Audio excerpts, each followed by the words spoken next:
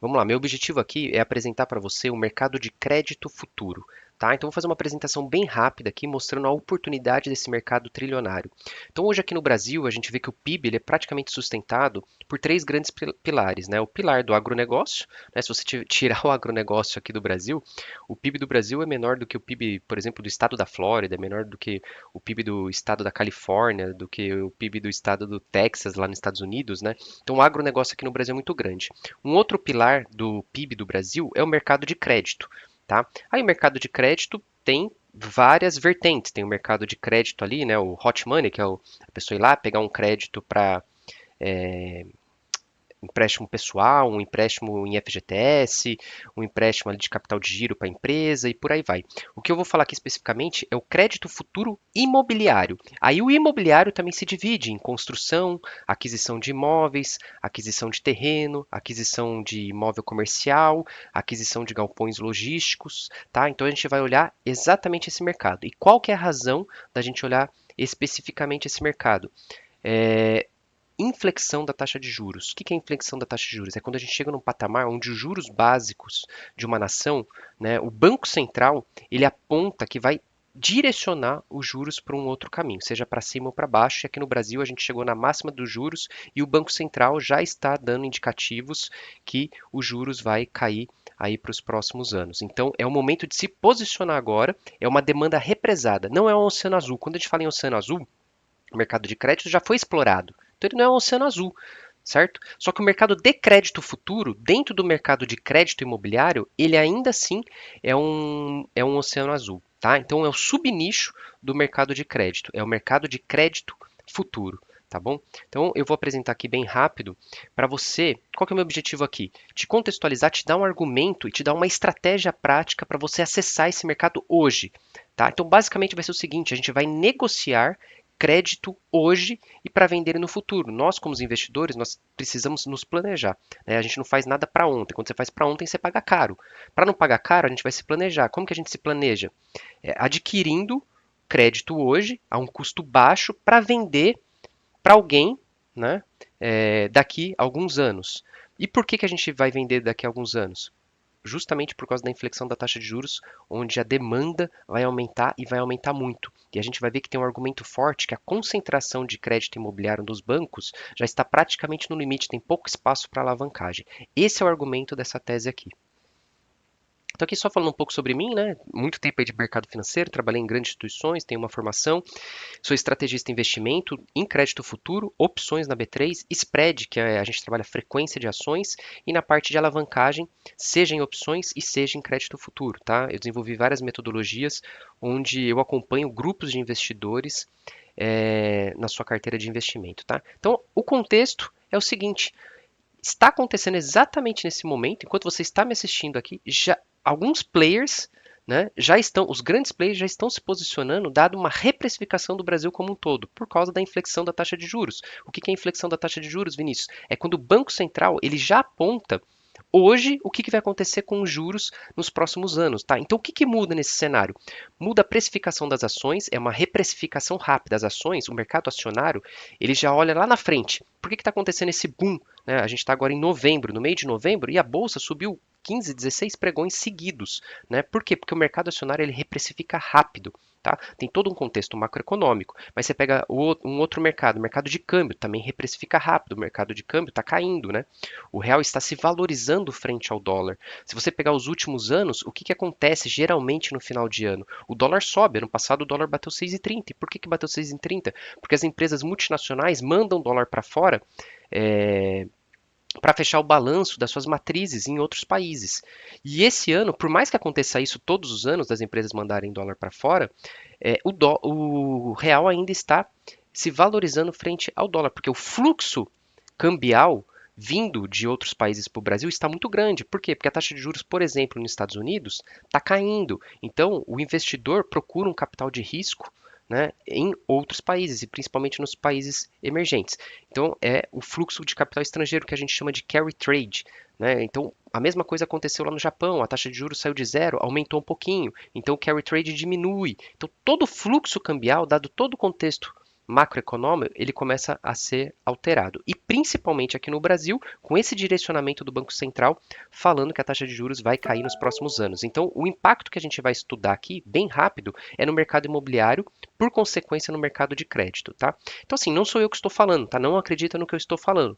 Basta você perguntar para todas as pessoas e dar uma breve pesquisada. Só não faça o seguinte, se você entrar no Uber e o Uber falar para você que está tendo inflexão da taxa de juros, que o crédito futuro vai ser a próxima oferta, né, a próxima mudança de vida para as pessoas na próxima década, significa que você já está para trás. Tá? É a mesma coisa que você entra no Uber e fala assim, comprei a ação da Petrobras hoje. Cara, você já está para trás. Quando alguém fala aí, estou falando no Uber, tá? Mas não desmerecendo nenhum tipo de profissão, mas quando isso acontece, não está na hora de você comprar, está na hora de você vender. E eu estou te mostrando aqui a oportunidade para você comprar crédito hoje. Então não acredite em mim. O último boletim Focus do Banco Central já está apontando para isso. Tá? Deixa eu ver se eu consigo riscar aqui, porque os números estão pequenos, mas o que importa aqui é o contexto. Tá bom?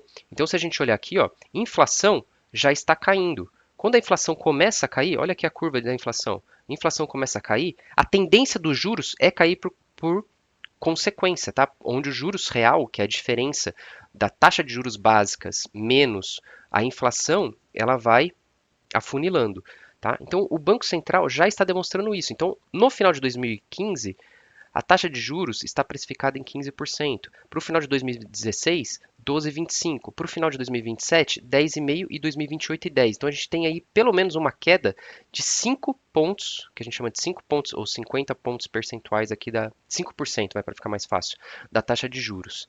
Tá? Então essa é a inflexão da taxa de juros que o Banco Central já está apontando.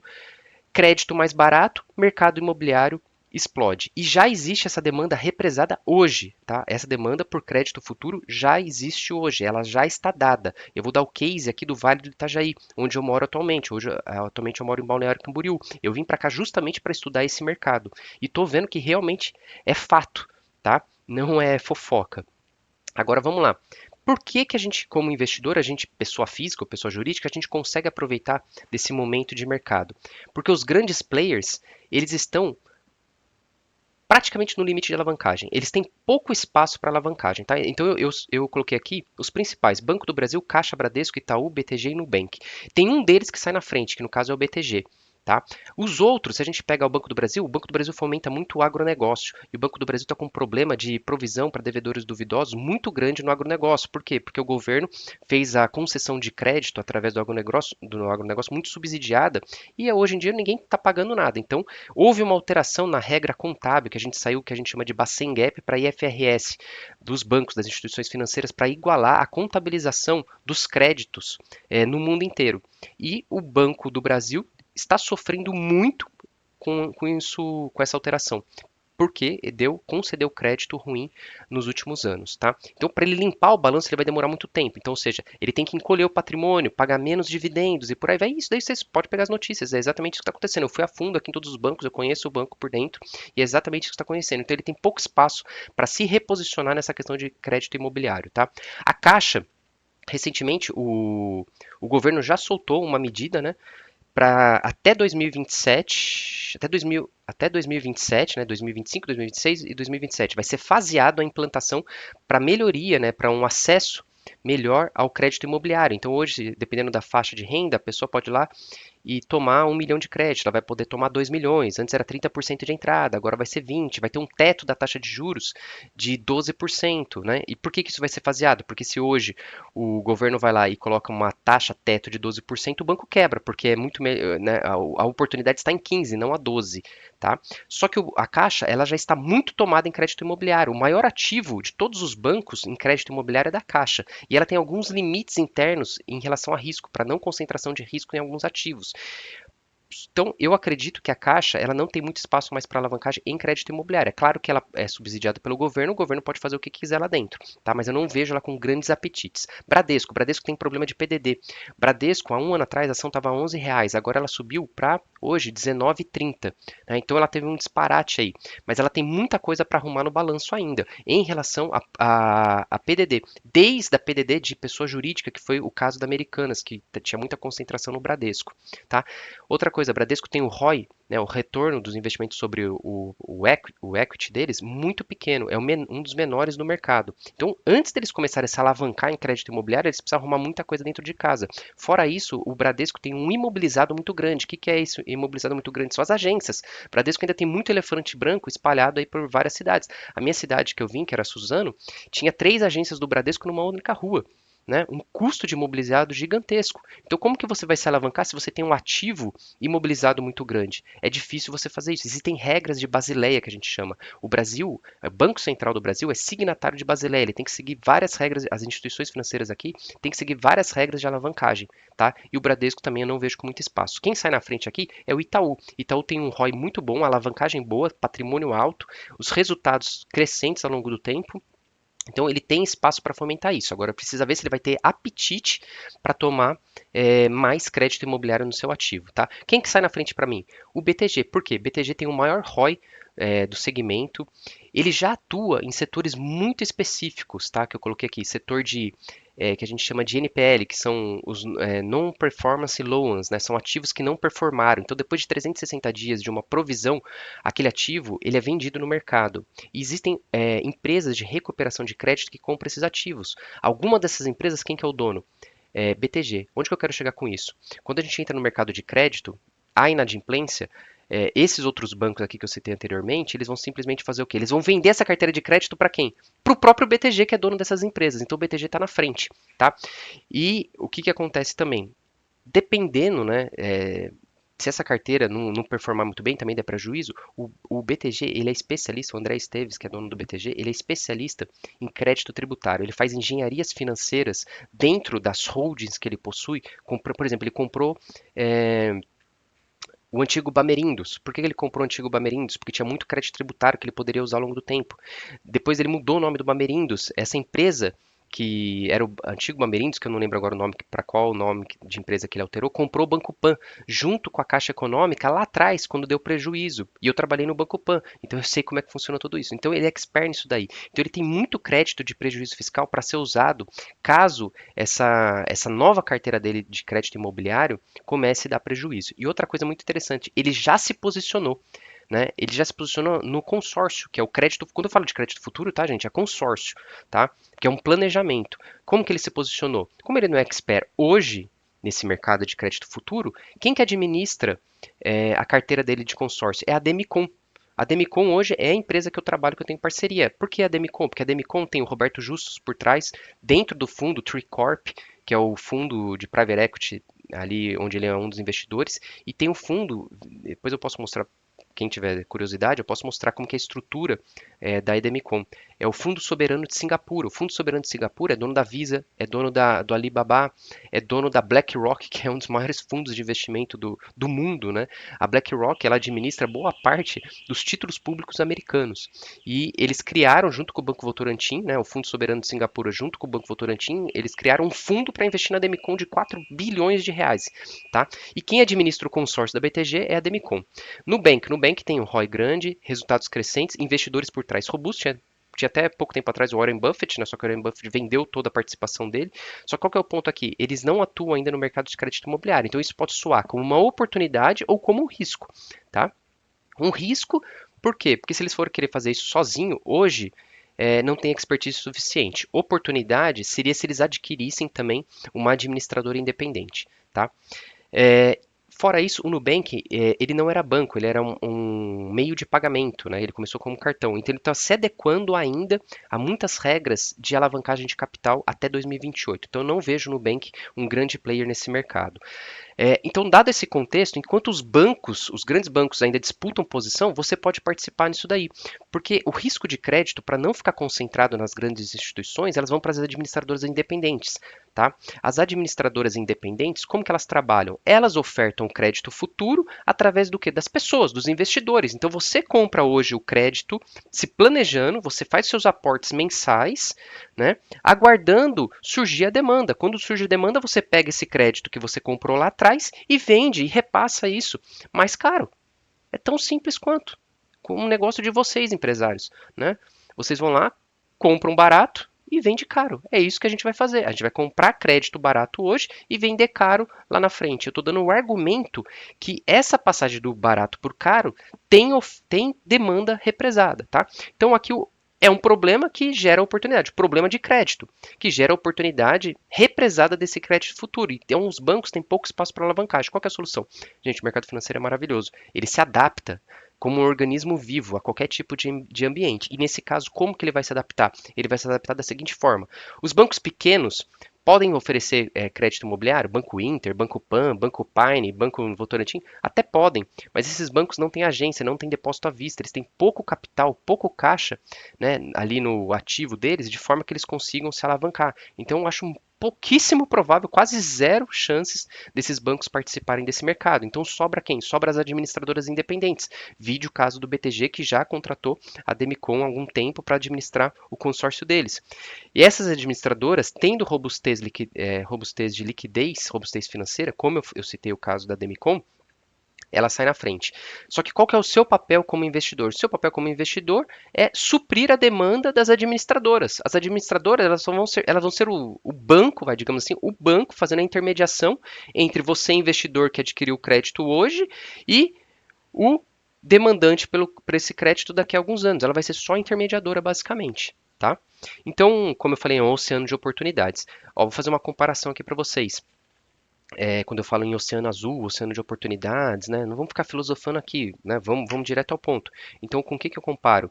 Quando a Petrobras descobriu o pré-sal. Opa, já existia petróleo, né? A Petrobras já tinha lá 2 milhões de barris por dia, mas de repente surgiu lá o pré-sal. Cara, a produção saiu de 2 milhões para 3 milhões de barris por dia. Foi um salto de 50%. E agora, só que assim, eu estou falando que o mercado de petróleo já era explorado. Só que surgiu uma oportunidade dentro dele. E agora está surgindo a questão da margem equatorial, né? Inclusive já falaram que o Amapá vai se tornar um estado, pode se tornar na próxima década, dos próximos 20 anos, né? Um pouquinho mais talvez, um dos estados mais ricos do Brasil, tá? Por causa dessa demanda de petróleo não, mas a exploração ali de petróleo, os royalties de petróleo que vão acontecer ali na margem equatorial. Tá? Agora vamos lá, olha que interessante. Eu vou dar um exemplo aqui dessa demanda reprimida. Eu vou pegar aqui de novo o Vale do Itajaí, que é onde eu estou morando. Eu estou morando em Balneário Camboriú.